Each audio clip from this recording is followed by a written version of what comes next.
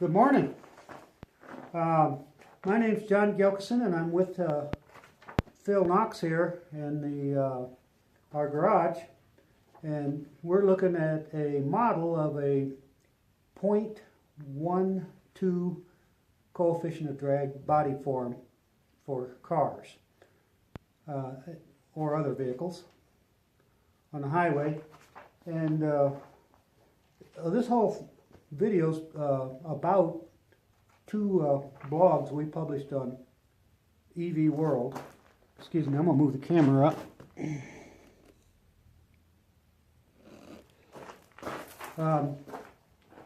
And this is the first blog right here. And the title is 100 miles per hour at 32 miles per gallon. And it was published on September 8th, 2013. And it had over 28,000 views. So a lot of people were interested in this, so we thought we needed to shoot a video. One of the biggest complaints we got is no one knew what a 0.12 drag coefficient body form looked like. So here it is. Now I'm going to go ahead and pick up the camera here momentarily and walk around the model so that you can see it better. Phil, what is this body form as far as the chord length? Aspect ratio or whatever you want to call it. It's 5 times as long as it is tall. Okay. And it's based on a streamlined body of revolution that's 2.5 times as long as it is wide. And the idea is derived from Paul Jarret back in 1922, who designed the airships for the Zeppelin works in Germany.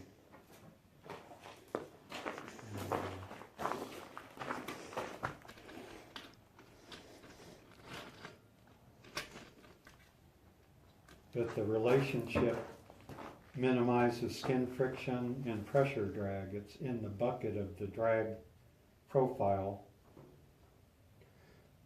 Now what we're saying about this as a car body is that this form, as you see it, does not need to be this way all the time, let's say for city driving.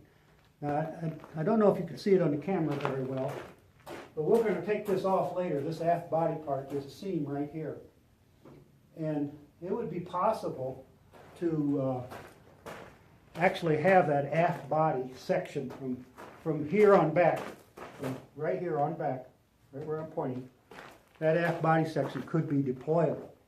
In other words, you'd get up to, let's say 45 miles per hour, you're leaving the town and you're getting on the highway, the interstate to travel somewhere, and then boom, you deploy that aft body form. Now this is doable. Mercedes-Benz has worked with this on a car recently, haven't they, Phil? Yeah, about 3 years ago. Okay.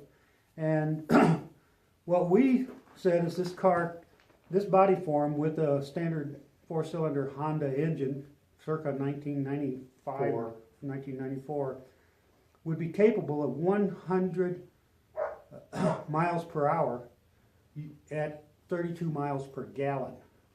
And there's just some incredible numbers that came out of that. For example, at 75 miles per hour, it would be, let me see here. Oh, of course I've lost it. 111 miles per gallon at 55 miles per hour. That's what I've got. And that's on a 17-gallon gas tank. The range could be as much as 1,000 miles or so at lower highway speeds. So we were really jazzed about this as a concept, and it's been around since the 1920s, right, Phil? 1922. And it's doable. Now the front wouldn't have to be rounded like this, or does it have to be? That's an abbreviated nose. It's basically a convex 1/2 hemisphere. And below 250 miles per hour, there's no reason to have it more pointed It could be more pointed for aesthetics, for design liberties, but No. aerodynamically, that's ideal, below 250 miles per hour. Well, you can look at an old VC3 and they actually have a nose with a windshield. If you look at every nuclear submarine today, every jumbo jet, every passenger airliner, they all have a blunt nose. Right. And they're just fine. So, as you may have noticed, I did get a plug-in hybrid electric car, and it got me more interested in the capabilities of electric drive, which is 3 times more energy efficient. So that was the reason for this article, which we published in October 31st, 2016. And right here, you can just go to EV World and you can find both of these articles in the blog section under my name, John Gilkison. And of course, our hook on this concept was with electric drive based on the Chevy Bolt platform, is this body form would be capable of 100 miles per gallon equivalent at 100 miles per hour. So at normal highway speeds, it would be capable of equivalent MPGs of 180 miles per gallon E or better. So, and that, of course, would extend the range of an electric car. If you take, let's say, the brand new Nissan Leaf with 150 mile range, you could probably squeeze a couple hundred miles out of it on the highway simply by changing to this kind of body form. So I think this is an exciting concept for something that's been around for over almost 100 years now, practically. And it's still being overlooked by the automobile manufacturers because they're interested in style or styling. And that conflicts with real aerodynamics. Of course, you don't see this styling concept at play in airplanes, for example. They don't come out with a new style Cessna every year, or or put running boards on them, or KC lights, if you can imagine any of that. So, well, let's get into this a little bit more. You want to go ahead and take the aft body off while I talk to the camera a little bit? We can mention that the deployable rear end dates to 1935. Mm-hmm. Who was that, Jarre? It was Foxenfeld. Foxenfeld. So this idea is not new either. This 0.12 coefficient of drag form would have a CDA of roughly 2.64 based on about 22 square feet of frontal area. That's for a mid-size or slightly smaller car. Is that true, Phil? It would be your 1,000-kilo class European passenger car.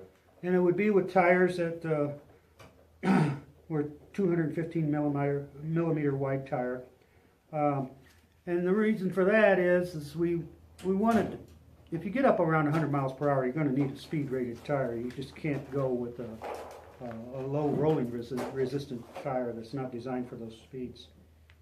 I don't know if they make a low rolling resistance tire for 100 miles per hour, do they, Phil? I don't think so.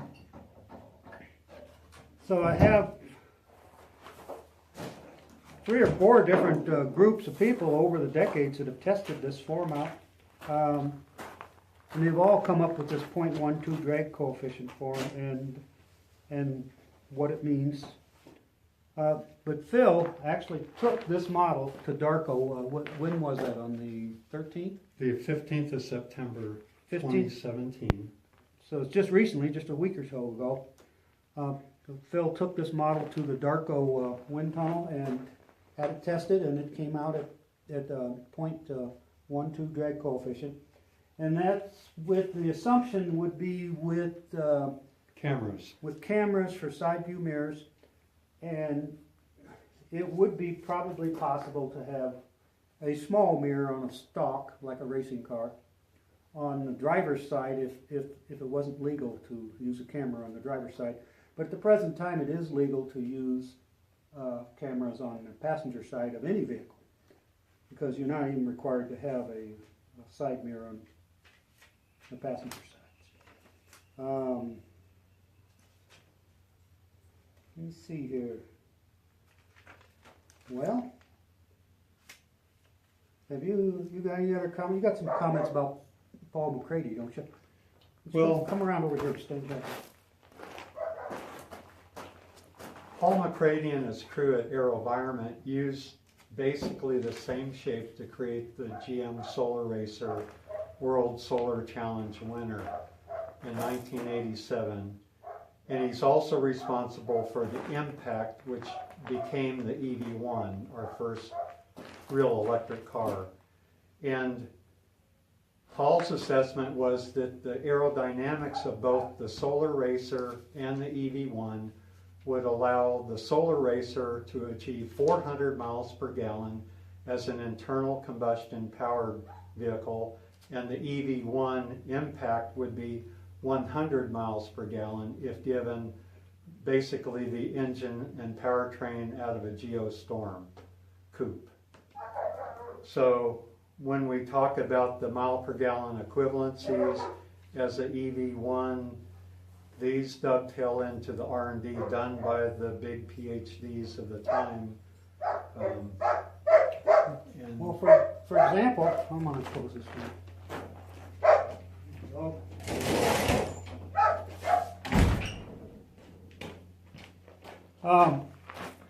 The Tesla the Tesla Model S and the X, this would be a 25% improvement in equivalent MPGs for those vehicles, because they have a drag coefficient of around 0.24.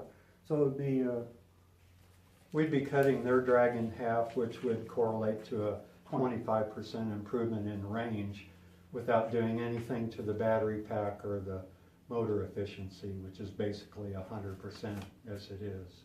So the Chevrolet Bolt, Nissan Leaf, other electric vehicles that don't have that low of CD, it would be an even greater improvement than the 25%. It'd probably be up closer to 30% maybe. Right.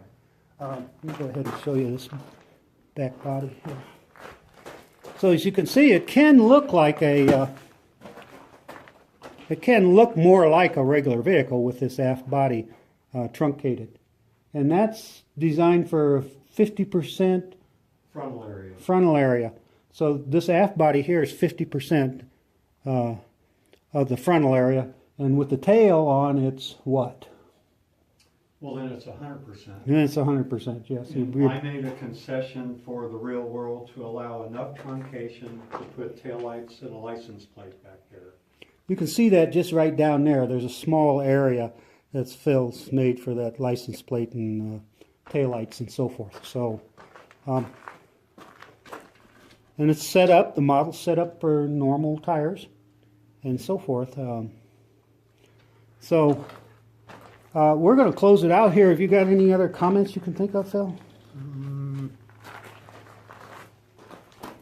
Maybe just that the underside of the car is critical to the low drag. A low drag vehicle, the wheels erupting from the body into the airstream can constitute 50% of the overall drag of the car.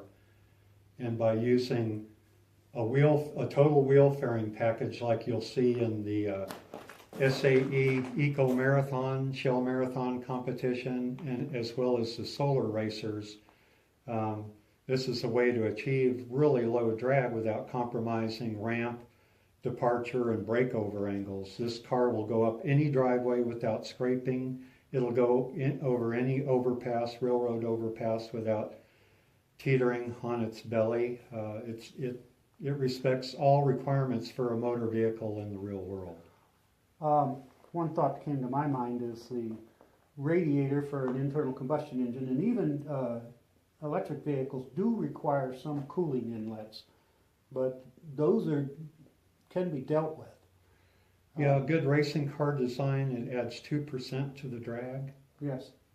And Iveco has an 18-wheel tractor trailer that has no radiator.